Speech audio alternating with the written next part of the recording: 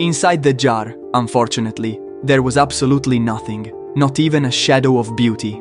There was only sleep, an infernal sleep coming from the sticks, which as soon as it was freed from the lid, assailed her. A dense, soporific mist spread throughout all her limbs and took hold of her. Psyche fell to the ground and collapsed in the middle of the road, right at the spot where she had set her foot. And so she lay there, motionless, in every way resembling a corpse buried in the sleep of death. Meanwhile, Cupid, whose wound had healed, unable to bear any longer the absence of his Psyche, escaped through a very high window of the room where he was being held prisoner. And since during sleep his wings had grown vigorous again, flying faster than ever, he rushed to aid his beloved. At once he removed all that sleep from her body, and with great care locked it securely in the proper jar.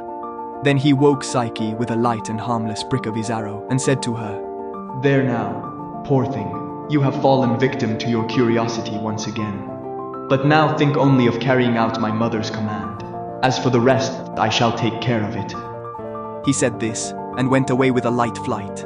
Psyche then hastened to bring Proserpina's gift to Venus. Cupid, meanwhile, consumed by the excess of his desire, his face all sad, fearing greatly his mother's sudden chastity, thought of returning to his old habits. So he penetrated to the center of heaven with his swift wings, and began to beseech the great Jupiter and to plead his cause.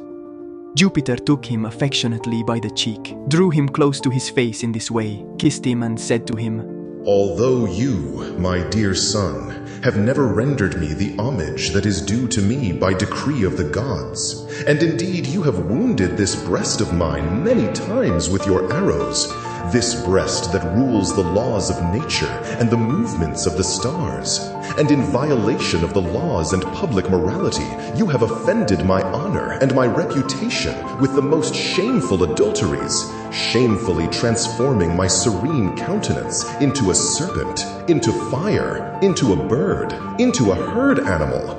Nevertheless, in consideration of the fact that you have grown up in my arms, and so as not to betray my well-known kindness, I shall do all that you wish. But be careful of your rivals, and if on earth there is at this moment any maiden particularly beautiful, you know well what your duty is. Bring her here to me in exchange for the pleasure I am doing you."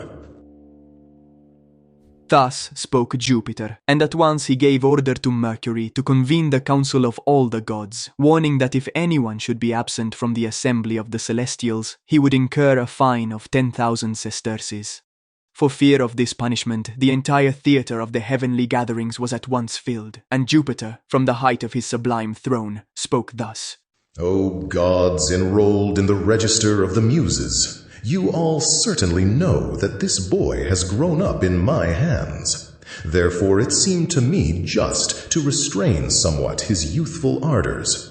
By now he has compromised himself enough with adulteries and scandals of every kind that are on everyone's lips. It is therefore better that every temptation be removed, and that through lawful marriage his youthful exuberance be restrained.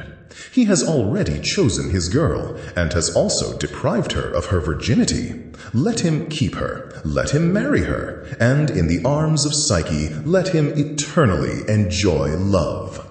Then he turned to Venus and said to her, "And you, daughter, do not grieve, and do not fear that this marriage with a mortal woman will bring harm to your illustrious house.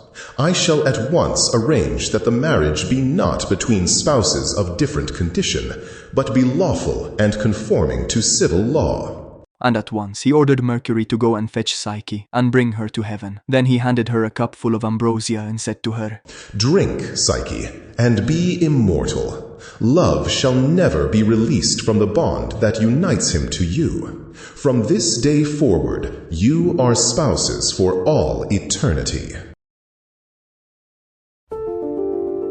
At once a rich wedding feast was served. The bridegroom was reclining on the highest bed, and in his arms he held Psyche. Then came Jupiter with his Juno, and then in succession all the other gods.